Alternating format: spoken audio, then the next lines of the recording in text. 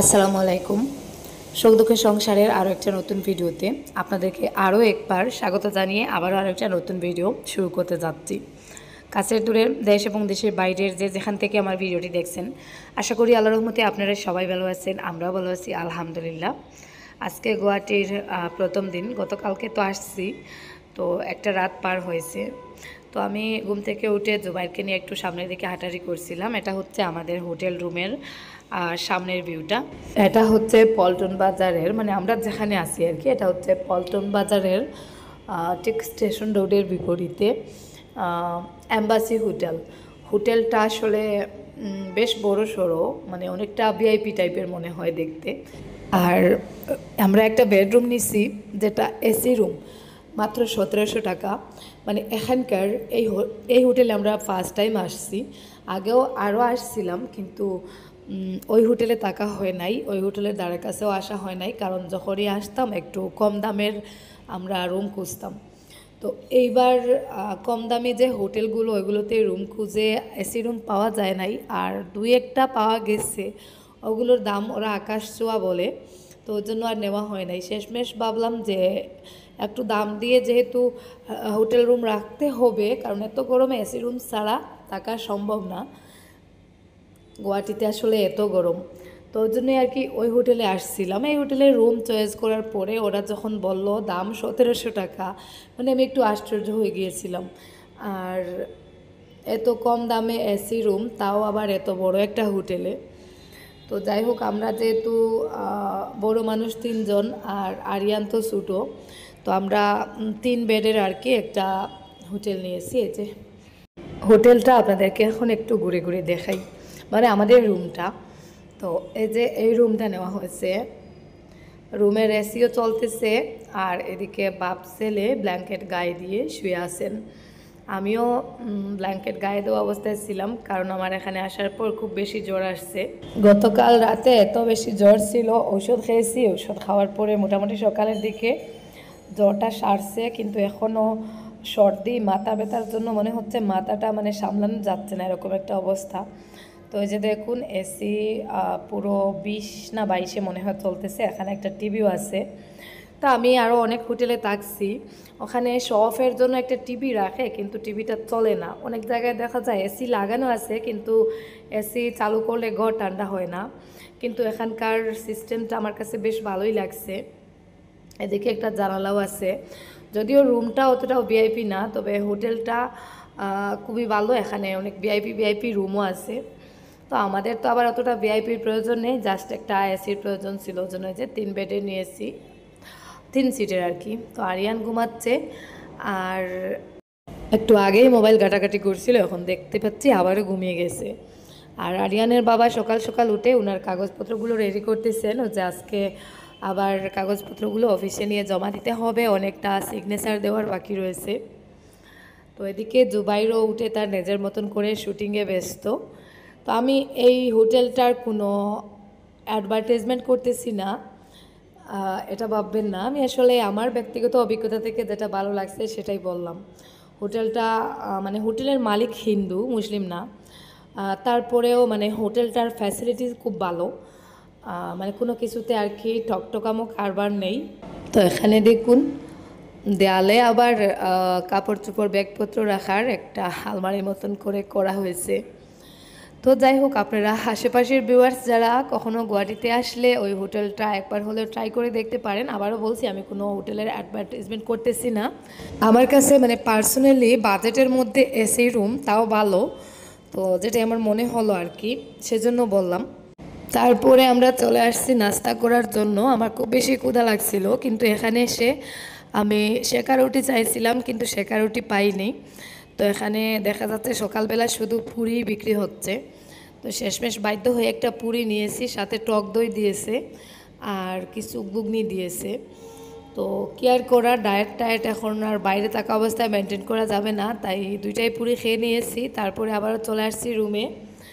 তো ওখানে এসে মানে আরিয়ানের বাবা কাগজপত্র সব ঠিকঠাক করে নিয়েছেন, আর আমরা এখন বেরিয়ে যাব মানে ওই অফিসের উদ্দেশ্যে। তো আমার কন্ডিশন দেখুন, আমার চোখ মুখের অবস্থা দেখেই হয়তো আপনারা বুঝতে পারতেছেন। আমার এখন পর্যন্ত চোখ দুইটা এত বেশি বাড়ি, মানে মাথা থেকে চোখ, নাক, মুখ ওইসব মনে হচ্ছে অন্য কারো, আমার না। এত বাড়ি হয়েছে, পুরো রাত জ্বর ছিল। তো এসির সমস্যার কারণে না, এসি রুমে আসার আগে আমার জ্বরটা চলে আসছিল। আর এই মুহূর্তে জ্বর হোক বা যাই হোক, এসি রুম ছাড়া গুয়াহাটিতে টিকা মানে সম্ভব নয়। ব্যাগপত্র নিয়ে রুম থেকে বেরিয়ে গিয়ে আবারও রুমে চলে আসছে একটু পানি খাওয়ার জন্য, পানি খেয়ে যেতে ভুলে গিয়েছিলাম। তো এখন আমরা সোজা চলে যাব যে আমরা যে কাজটাতে আসছি ওই কাজের ওখানে। তো যাই হোক, আজকে গুয়াহাটির খুব ছোটো একটা ভিডিও আপনাদের সাথে শেয়ার করেছি। আশা করি ভিডিওটা ভালো লাগবে, তাই রিকোয়েস্ট করবো স্কিপ না করে একটু ধৈর্য সহকারে ভিডিওতে একটা লাইক দিয়ে একেবারে শেষ অবধি আমার সাথে থাকুন। পুরো গুয়াহাটিটা মানে আমি যতটুকু জায়গায় যাব আপনাদেরকেও সাথে নিয়ে যাব, আপনারাও চলুন আমাদের সাথে। তো আমরা যাব কাহিলিপাড়াতে, ওখানে সরাসরি বাস পাচ্ছি না, তাই একটা সিএনজি নিয়ে নিচ্ছি। তো সিএনজির ভাড়াও 200 টাকা। তো একটা সিএনজি নিয়ে নিলাম, যেহেতু পল্টন বাজার থেকে কাহিলিপাড়া অনেকটা দূরে। তো সিএনজিতে করি আর কি, ওখানে চলে গেলে একটু তাড়াতাড়ি চলে যাব, সময় বাঁচবে। গতদিন আমার এক ভিডিওতে লন্ডন থেকে মনে হয় সানা খান আপু কমেন্ট করেছেন যে তোমাদের ওই এক সিটি থেকে অন্য সিটিতে যেতে এত সময় লাগে, যেখানে আমরা লন্ডন থেকে 9-10 ঘন্টার সময়ে বাংলাদেশে চলে যাই। তো প্রথম কথা, আমরা যদি ফ্লাইটে আসতাম তাহলে হয়তো 1 ঘন্টা সময় লাগতো বা 2 ঘন্টা ওরকম লাগতো, কিন্তু আমরা তো আসছি ট্রেনে খরচ কম। আমরা 300 টাকায় স্লিপার ক্লাস রিজার্ভেশনে মানে গুয়াহাটিতে চলে আসি। সময় একটু বেশি লাগে ঠিকই, কিন্তু সবথেকে কম খরচে সেফলি চলে আসা যায়। আর এক সিটি থেকে অন্য সিটি না, আমাদের আসাম একটা রাজ্য, আর একটা রাজ্যে 34টা জেলা আছে। আমরা ওই এক জেলা থেকে মানে আমাদের রাজ্যের যে রাজধানী ওখানে আসছি গুয়াহাটিতে। তো 347 কিলোমিটার দূরে আমাদের করিমগঞ্জ থেকে গুয়াহাটি, মানে করিমগঞ্জ থেকে গুয়াহাটির দূরত্ব 347 কিলোমিটার। আর ট্রেনে যেহেতু পাহাড় লাইন হয়ে আসে, একটু ঘুরে আসে, তাই সময়টা একটু বেশি লাগে। তবে সবথেকে সেফ জার্নি হচ্ছে ট্রেন। আপনাদের সাথে বক বক করে করে দেখুন, ফাইনালি আমরা চলে এসেছি directorate of elementary education Assam. তো আজকে আমাদের কাজটা এখানেই। তো এত গরম লাগছিল, আমি হিজাব পরিনি, নর্মাল একটা ওড়না পরে চলে আসছি, কটনের একটা ড্রেস পরে। তো এখানে এসে দেখি এত ভিড়, আসলে এখানে এত ভিড় থাকবে আমার জানা ছিল না। হায়রে, সরকারি চাকরি, একটা চাকরির জন্য মানুষ কতটা কষ্ট করতেছে দেখুন। কেউ কেউ হাঁটতেছে, কেউ কেউ দাঁড়িয়ে আছে, কেউ কেউ আবার গাছের নিচে ফাঁকা মাটিতে বসে আছে। আমিও অনেকক্ষণ থেকে দাঁড়িয়ে আছি, আমার পায়ে ব্যথা করতেছে। আরিয়ানের বাবা কোনো মতে ভিড় টেলে টেলে ভেতরে ঢুকে আমাদের নাম এন্ট্রি করতেছেন। জানি না, এখানে আজকে হয়তো সারাদিন চলে যেতে পারে, এত মানুষের ভিড় এখানে হবে আমার জানা ছিল না। তো যাই হোক, আমাদের নাম এন্ট্রি করা হয়ে গেছে, পরে ওরা নিজে থেকে ডাকবে।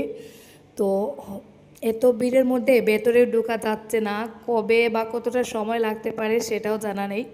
তো আমার পায়ে ব্যথা করছিল দেখুন, শেষমেশ আমিও ওই যে ওখানে যারা যারা বসছিলেন তাদেরকে অনুসরণ করে বসে পড়ছি। আসলে এতক্ষণ দাঁড়িয়ে থাকা সম্ভব হচ্ছে না। সরকারি চাকরি আসলে বাঘের দুধের মতন হয়ে গেছে। বাঘের দুধও হয়তো খুঁজলে পাওয়া যাবে, কিন্তু সরকারি চাকরির হাল এরকম। কত কষ্ট করতেছে মানুষ। আর আমি গায়ে এত জ্বর নিয়ে আসছিলাম, আমাদের চেনা পরিচিত একজন অফিসার ওখানে ছিলেন, উনি বললেন যে এখন রুমে চলে যাও, বিকাল 3টার দিকে এসো। তো আমরা ভাবলাম রুমে যাওয়ার প্রয়োজন নেই, টাইমটা কাটানোর জন্য চলে আসছিলাম চিড়িয়াখানাতে। ওখানে এসে দেখি আজকে শুক্রবার, চিড়িয়াখানা বন্ধ। যদিও আমরা জানি শুক্রবারে চিড়িয়াখানা বন্ধ থাকে, কিন্তু তাড়াহুড়োর মধ্যে, ব্যস্ততার মধ্যে ওটা আসলে আর মাথায় আসেনি। ভাবছিলাম চিড়িয়াখানায় যেহেতু একটা ঠান্ডা শীতল বাতাস পাওয়া যায়, ওখানে গেলে সময়টা ভালো কাটবে। আর শুধু শুধু রুমে গিয়ে আরও একটু পর ফিরে আসতে হবে, তার থেকে বরং চিড়িয়াখানায় সময় কাটাই। কিন্তু এখানে আসাটাও বৃথা গেল, কোনো কাজ হলো না।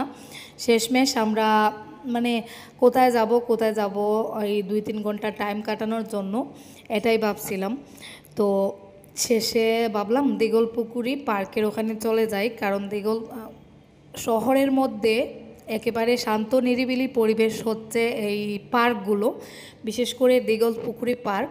তো ওখানে গেলে চারপাশটা যেহেতু গাছে একেবারে ঘেরা, রোদ তো থাকেই না, সব সময় ঠান্ডা একটা বাতাস পাওয়া যায়, ওই জায়গায় চলে যাই। ওখানে গেলে আরিয়ানও একটু খেলাধুলা করতে পারবে আর আমাদের সময়টাও কেটে যাবে। তো আমি এত টায়ার্ড দেখুন, শেষমেশ জুবাইর আমার ব্যাগ বহন করতেছে আর আমি কোনো মতে টেনে টুনে হাঁটতেছি। গুয়াহাটিতে আসার পরে আমার শরীরটা এত বেশি খারাপ হয়ে যাবে আমি ভাবি নাই। জ্বর, সর্দি, কাশি না, সরি, মাথার ব্যথা, শরীর পর্যন্ত ব্যথা হয়ে গেছে। গতকাল সারা রাত ব্ল্যাঙ্কেট গায়ে দিয়ে আর কি কোনো মতে ঘুমিয়েছি, কিছুক্ষণ পর পর উঠেছি, হাঁটছি, এরকম করে করে আর কি রাতটা কাটিয়েছি। তো শেষমেশ বাড়িতে গিয়ে কিভাবে পৌঁছাবো আল্লাহ জানেন। আর এখনও মনের মধ্যে একটা অশান্তি কাজ করতেছে যে কাজটার জন্য আমরা গুয়াহাটি আসছিলাম ওই কাজটা এখনও হয় নাই। ওই কাজটা হয়ে গেলে তারপরে যদি হাতে কোনো সময় থাকে ওই সময়টা একটু ফ্রিলি কাটাতে পারবো। মানে গুরুত্বপূর্ণ কাজটা যতক্ষণ হচ্ছে না ততক্ষণ মনে হচ্ছে যে শান্তি পাওয়া যাচ্ছে না। তো যাই হোক, কখনো কখনো ভাবছিলাম যে আজকে আর অফিসে যাব না, আগামীকালকে যাব, কারণ আজকে যে পরিমাণ ভিড়। তো তারপরে ভাবলাম না থাক, আগামীকালকে গিয়েও যদি কাজটা শেষ না হয় তাহলে তো সমস্যা, তাহলে আজকে একটু কষ্ট করে হলেও কাজটা শেষ করে যাই। তো দেখা যাক, এখানে একটু ঘোরাঘুরি করে 2টার দিকে জুবাইরকে আর আরিয়ানকে আমাদের রুমে পাঠিয়ে দিব। আর তারপরে আরিয়ানের বাবা আর আমি আর কি যাব, গিয়ে যদি কাজটা শেষ করে নেওয়া যায় তাহলে তো বাঁচলাম। আজকে আমি এত কষ্ট করে হাঁটছিলাম, মানে ওই কাজটার জন্য, কাজটা না হলে তো হবে না, ওই জন্য আর কি এত কষ্ট করে হাঁটছিলাম। আমার শরীরের কন্ডিশন কেমন ছিল এটা একমাত্র আমিই জানি। ওখানে এসে জুতা খুলে মাটির মানে ফ্লোরের মধ্যে পা দিয়ে হাঁটতেছি, 2টা পায়ের নিচ দিকে মনে হচ্ছে জ্বলতেছে, এরকম একটা অবস্থা। আর আমি কোনো শ্যুটও করি নাই, যা টুকটাক শ্যুট করেছিল জুবাইর ওইটুকুই আপনাদের সাথে শেয়ার করতেছি। শহরের মধ্যে এক টুকরো প্রকৃতির ছোঁয়া, কি বলবো এই জায়গাটা। দেখুন চারদিকে শুধু ছায়া আর ছায়া, শীতল বাতাস, আর মধ্যে আছে একটা পুকুর, পুকুরের মধ্যে আবার কেউ কেউ বোট রাইডিং করতেছে। তো আরিয়ান এখানে আসলে বোট রাইডিংয়ের জন্য কান্নাকাটি করে, বাট আমি ওকে সেই সুযোগটা দিই না, কারণ এই পুকুরটার গভীরতা অনেক বেশি। আর আসলে এত গরম লাগছিল, এত গরমে আমার কিছুই ভালো লাগছিল না, মনে হচ্ছিল আমি এই ফুটপাতের মধ্যেই শুয়ে পড়ি।